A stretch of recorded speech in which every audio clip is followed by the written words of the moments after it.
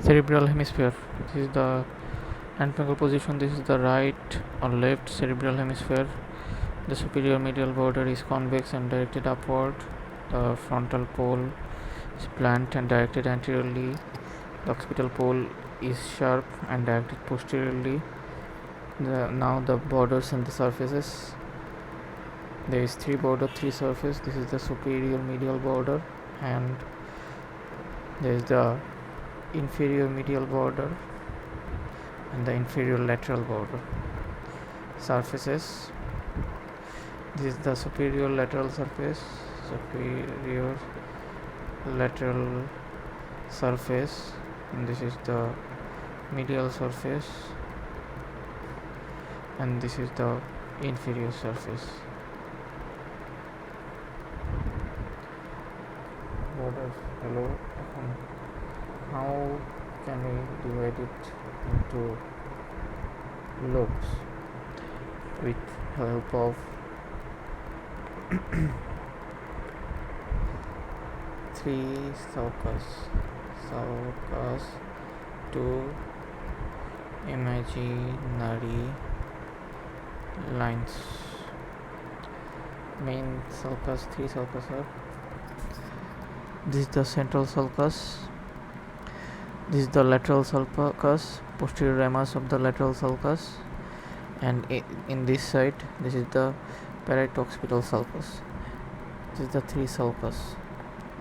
Two imaginary line. First imaginary line from parieto-occipital sulcus, and from pre-occipital parieto-occipital sulcus and pre-occipital notch, and connect it like this. This is the first imaginary line, and from the posterior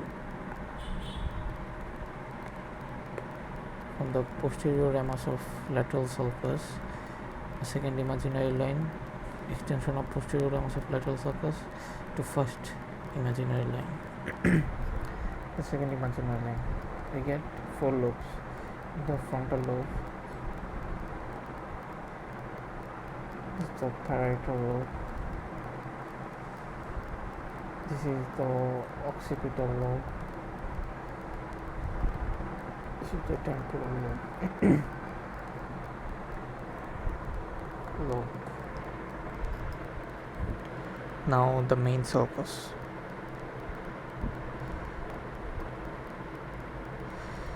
This is the central sulcus. So this is the central sulcus. In front of it, this is the pre-central sulcus, and behind it is the post-central sulcus. This is the lateral sulcus, the posterior ramus of lateral sulcus, ascending ramus of lateral sulcus, horizontal ramus of lateral sulcus. In this surface, the in front of the pre-central sulcus there is superior frontal sulcus and inferior frontal sulcus divided into superior frontal gyrus, middle frontal gyrus, inferior frontal gyrus. Behind the post-central sulcus there is interparietal sulcus, dividing it into superior parietal lobule, inferior parietal lobule. In the temporal lobe there is superior temporal sulcus and inferior temporal sulcus divided into superior temporal lobe, middle temporal lobe, inferior temporal lobe. On the back side there is parieto-occipital sulcus. There another one is this is the calcarine sulcus. This area is bounded, known as cuneus, bounded by superior medial border, parieto-occipital sulcus and calcarine sulcus, precuneus. Sorry, this is known as cuneus. Again repeating, the parieto-occipital sulcus and the calcarine sulcus and the superior medial border, they make cuneus. In the medial surface there is other sulcus, like this is the cingulate sulcus, this is the callosal sulcus, this is the cingulate gyrus, this is the corpus callosum, and again you have to see here this is the central sulcus, this is the precentral sulcus, this is postcentral sulcus. This whole place made up the paracentral lobule. Space between paracentral lobule and cuneus is known as the space is known as precuneus.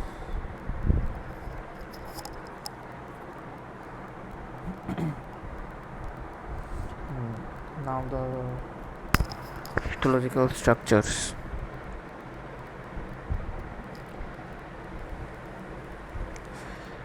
There are 5 types of cells in the cerebral cortex. These are pyramidal cell, stellate cell, fusiform cell, horizontal cells of Castle, cells of Martinotti. There are 6 layers in the cerebral cortex. The outermost layer is known as plexiform layer, then external granular layer, external pyramidal layer, internal granular layer,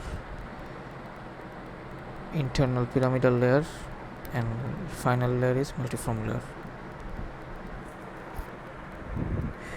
And the particular variation is homotypical and heterotypical. Homotypical means 6 layers can be separated,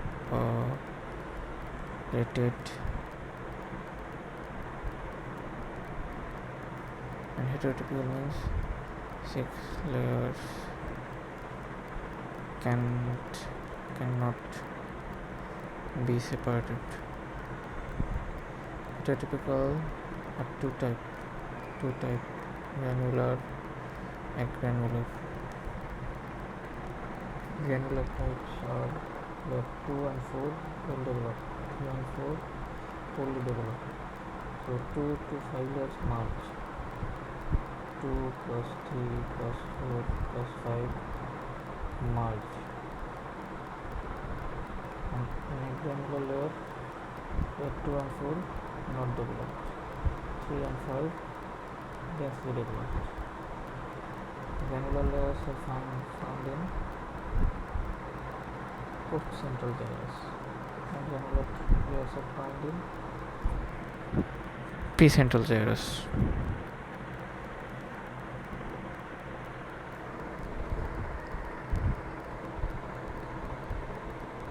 And the features of medial surface.